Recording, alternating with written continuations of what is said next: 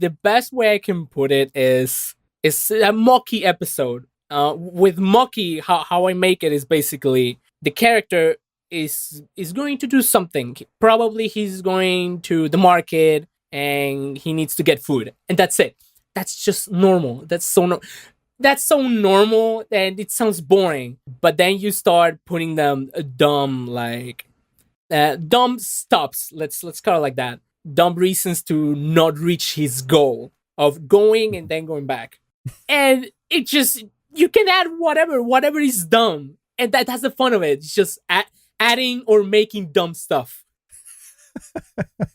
So there's really no limit. It's just because you can start with any premise and then just make it weird. And that means pretty much everything is on the table. Yeah, let's say you want to jump, but you jump too high, you go in the sky, you cannot go back anymore.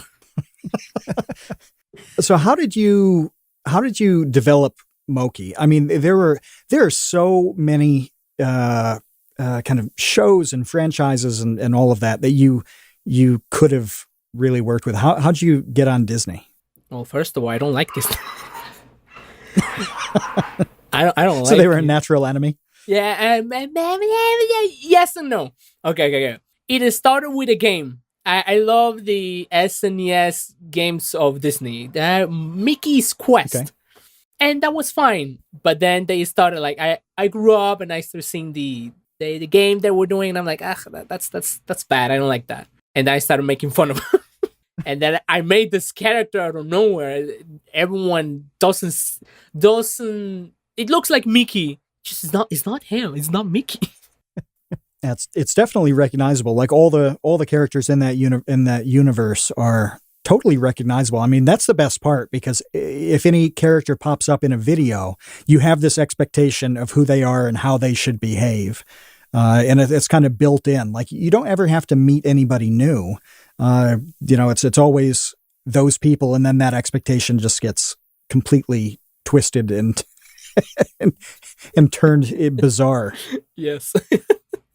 Where did you get the idea to make everything so over the top, high energy, where it's just constant, like, face changes and screaming and like all of a sudden there are big teeth, and then the next second, it's just like the most ADD thing I think I've ever seen in my life. And I love it for that, because you can't look away. Once you start watching your cartoons, it's not even just one cartoon. Like I just sat there today and I must have watched 15 of them, because there is this like trance that you go into watching them. It's bizarre, man. It's bizarre. You get sucked in, and all of a sudden you're just kind of like in this world of nonstop like input into your ears and your eyes.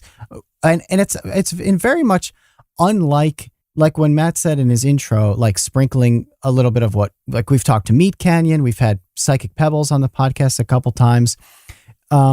They do different things with their characters where they make them grotesque and stuff, and you do too. But the energy and the vibe of your cartoons is completely unlike anything else. So where did that come from? It's exaggeration. How do you guys know Courage the Cowardly Dog? Yeah.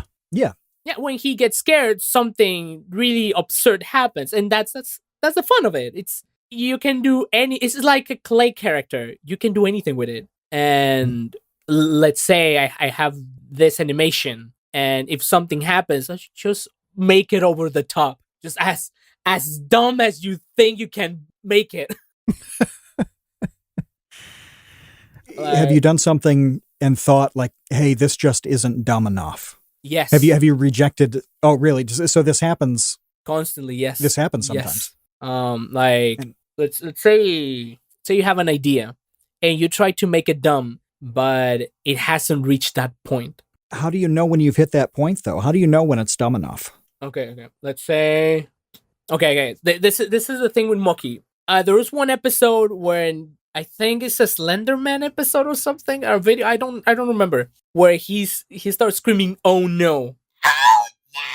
And it just gets longer. It gets so dumber.